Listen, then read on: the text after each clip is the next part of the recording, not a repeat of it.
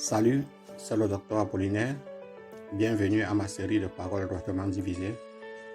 Avec cette vidéo numéro 3, le thème « Pourquoi tu dois naître de nouveau ?» Cet enseignement, c'est pour t'aider à comprendre la parole, avoir la bonne compréhension. Et je te suggère de télécharger ceci dans ton portable pour mieux l'écouter plusieurs fois.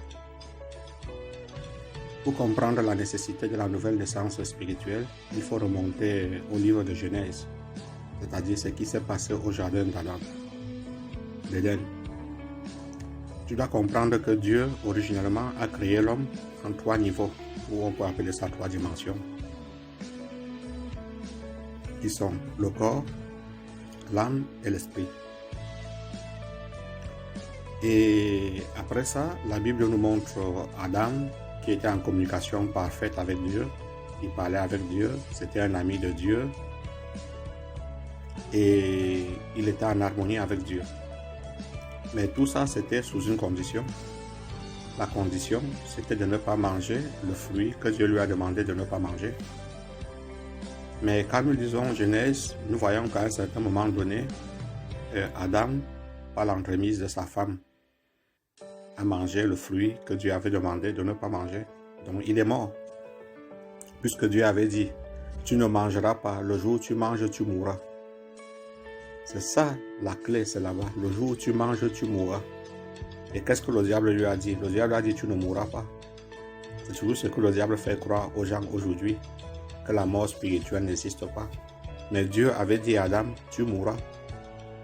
Et la parole aussi nous dit qu'Adam a mangé ce fruit. Donc il est mort, puisque Dieu ne ment pas. Il est mort du moment où il a mangé ce fruit. Il est mort spirituellement.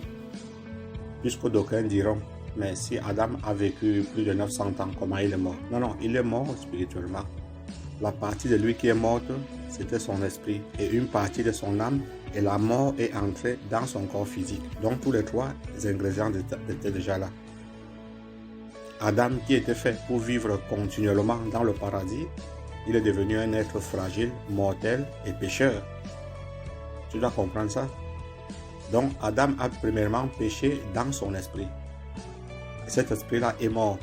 Et cet esprit qui est mort, c'est ce que Dieu maintenant va vouloir racheter, que Dieu va vouloir faire la rédemption. Donc, à partir de Genèse, nous voyons la nécessité de la nouvelle naissance. Nous voyons la nouvelle naissance, puisque l'homme original s'est muté en un homme pécheur. L'homme original que Dieu avait fait comme saint, mais sous une condition, est devenu pécheur. Donc après ça, nous verrons Adam que quand il écoute la voix de Dieu, il aura peur, il va aller se cacher.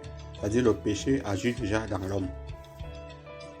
Et par la loi de la transmission, Adam transmet ce péché-là à tous ses descendants.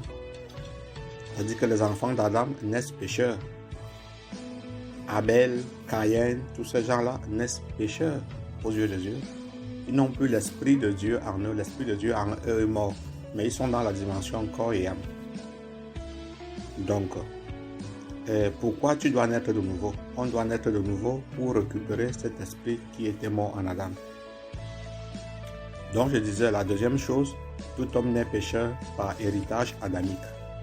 Tout homme, depuis Adam jusqu'à aujourd'hui, et sauf Jésus-Christ, tout homme est mort, est né pécheur, c'est-à-dire il naît étant mort spirituellement. Il ne peut pas vraiment connaître Dieu, il ne peut pas communiquer avec Dieu. Vous voyez, c'est ça la mort spirituelle aussi, quand on est encore sur terre. C'est ça la mort spirituelle.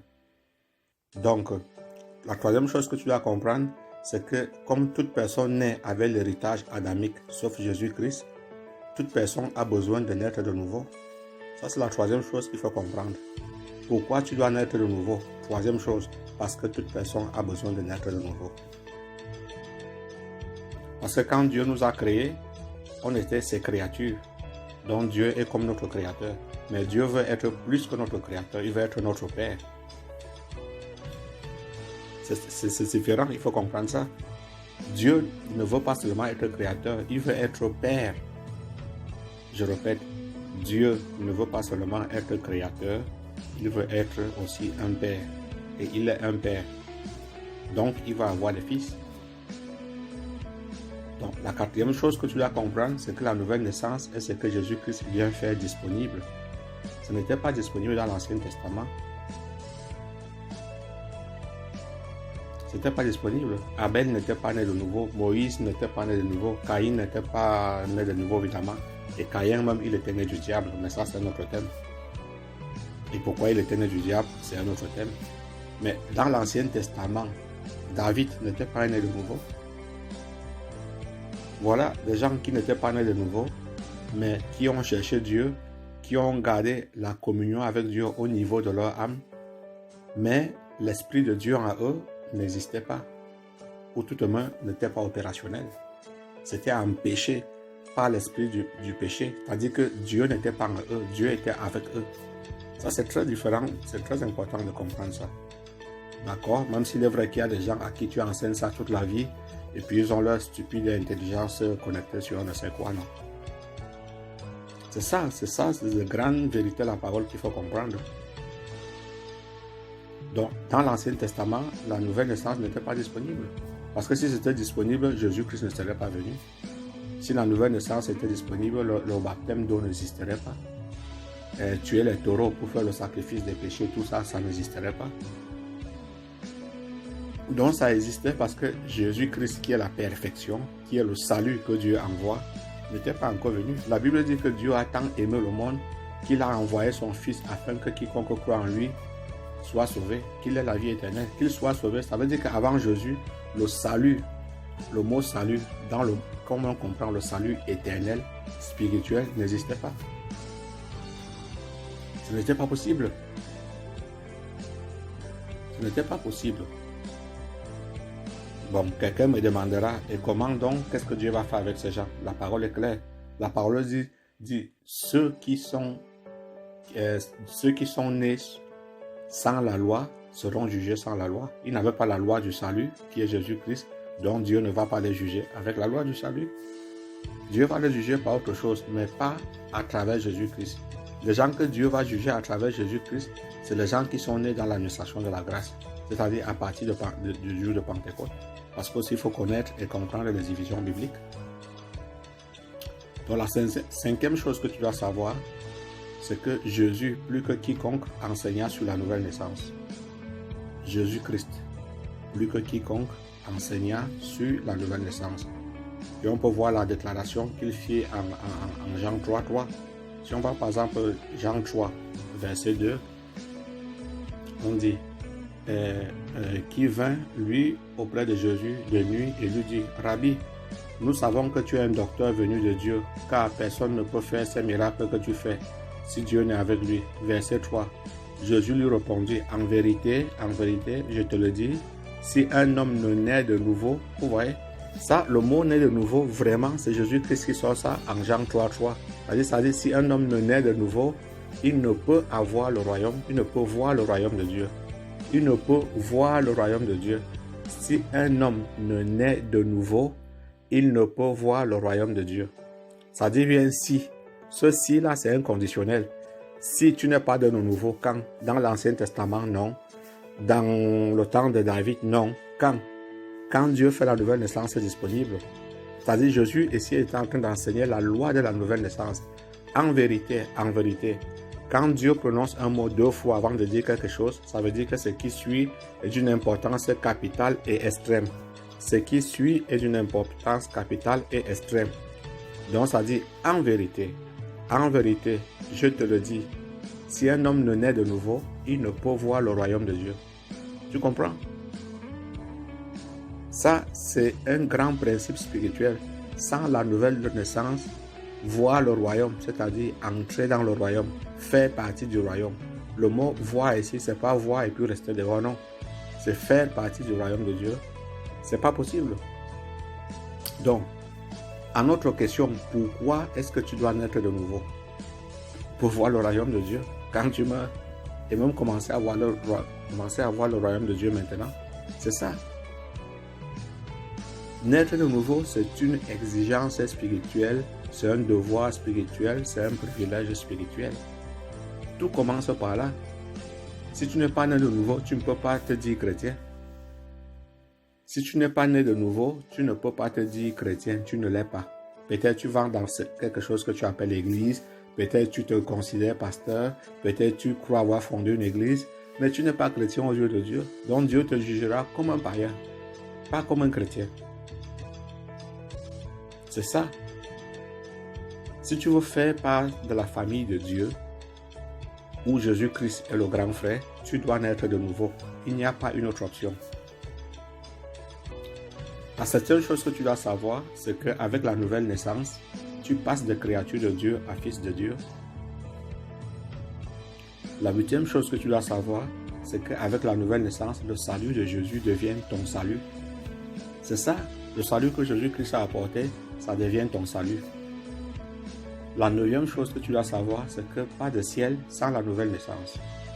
Je répète, la neuvième chose que tu dois savoir, c'est que pas de ciel sans la nouvelle naissance.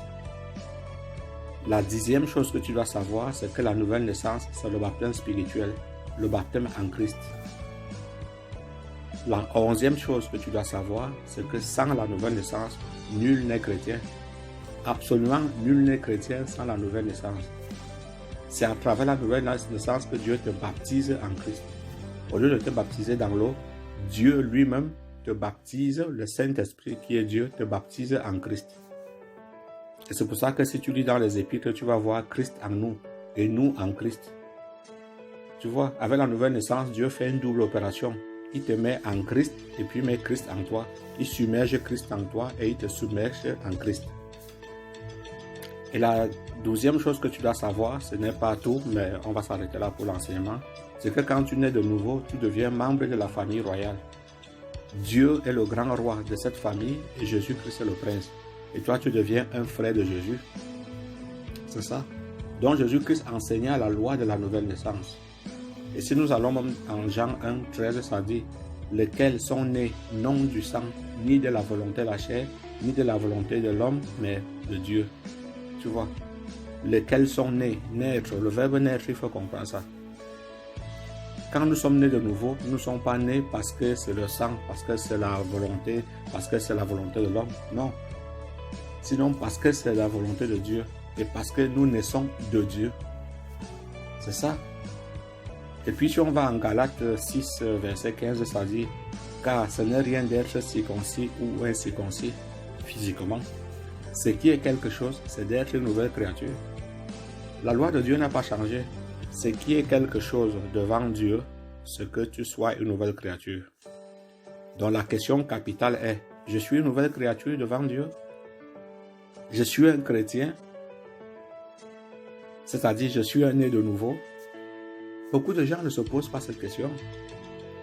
Ils sont dans leur dogme, ils sont dans leur trinité, ils sont dans leurs églises, ils sont dans je ne sais quoi, mais ils ne se posent pas la question s'ils sont nés de nouveau. Si tu n'es pas né de nouveau, frères et sœurs, tu n'as pas ta place garantie pour le royaume. C'est clair, le message ne basine pas sur ça, la parole ne basine pas. Ça dit, ce qui est quelque chose devant Dieu, on sous-entend, c'est d'être une nouvelle créature. La question c'est, tu es une nouvelle créature? Donc c'est ça. Donc pour résumer en un mot, pourquoi naître de nouveau? Naître de nouveau, c'est ce qui te fait être fils de Dieu.